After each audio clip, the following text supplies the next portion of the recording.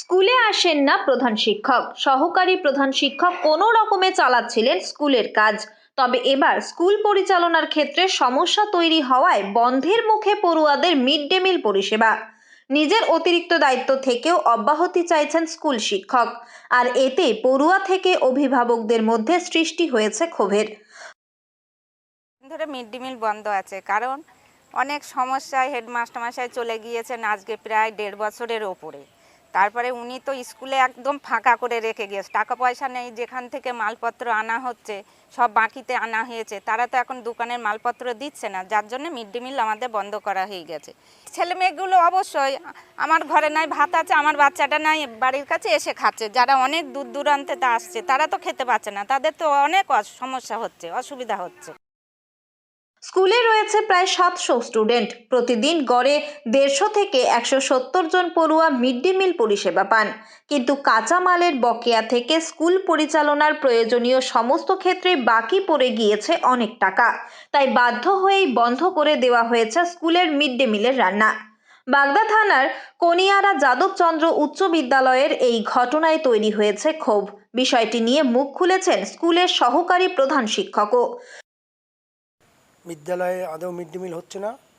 Main কারণ হচ্ছে প্রধান শিক্ষক 1.5 বছর প্রায় বিদ্যালয়ে তিনি আসেন না, এবং তিনি সরকারিভাবে যে রুল, কীভাবে উনি বেতন পাচ্ছেন জানি না, সরকারিভাবে টোটাল বেতনও পেয়ে যাচ্ছেন নিজে, এবং 1.5 বছর মতো কোঅপারেশন রেখে বিদ্যালয়ে আমি চালিয়েছি নিজেই, মিড ডে মিল বলো সমস্ত সব কিছু আমি এইসে বলছি।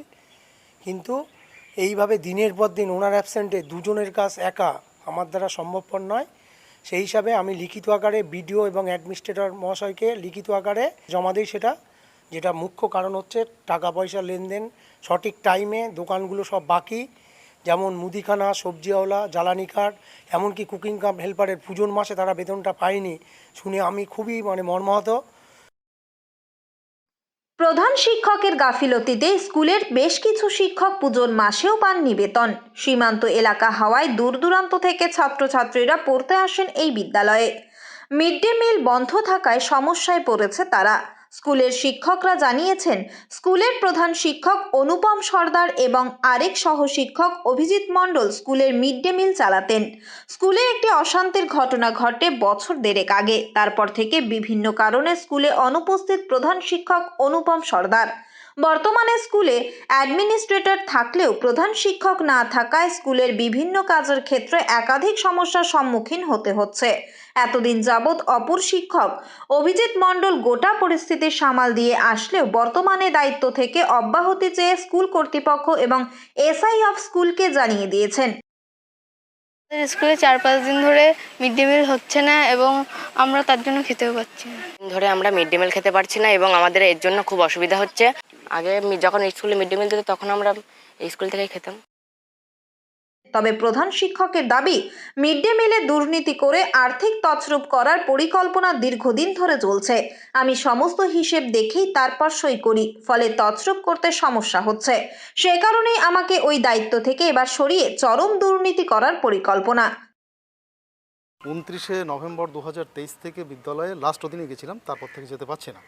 তো তার পেছনে যে কারণ, এটা আপনারা সকলে অবগত আছেন, যে হাইকোর্টের একটা রায় থাকা সত্ত্বেও ওখানকার কয়েকজন লোকাল হুলিগানস, বিদ্যালয়ের কিছু শিক্ষক এবং ম্যানেজিং কমিটির তারা যে সমস্ত তছরূপ করতে চেয়েছিল, বিশেষ করে মিড ডে মিলের টাকা, ডেভেলপমেন্টের টাকা, তাতে আমি রাজি হই না। না হবার খেসারত আমার কাছে দিতে হলো। এবং সরকার বাহাদুর এটা জানেন, আমি বারংবার তাদের কাছে তাদের গোচরে নিয়ে এসেছি এই ম্যাটারটা। আসলে টোটাল ম্যাটারটাকে পসপন করবার জন্যে, এই গভর্নমেন্টের একটা প্রজেক্টকে পসপন করবার জন্যই কিন্তু এটা একটা চক্রান্ত, আর কিচ্ছু না। তবে স্কুল পরিচালনার ক্ষেত্রে যাই সমস্যা হোক, অভিভাবক থেকে ছাত্রছাত্রীরা চাইছেন সুষ্ঠু পরিস্থিতি বজায় রেখে মিড ডে মিল থেকে পঠন পাঠন সবই হোক নিয়ম মেনে। উত্তর 24 পরগনা থেকে রুদ্রনারায়ণ রায়ের রিপোর্ট, লোকাল 18 বাংলা।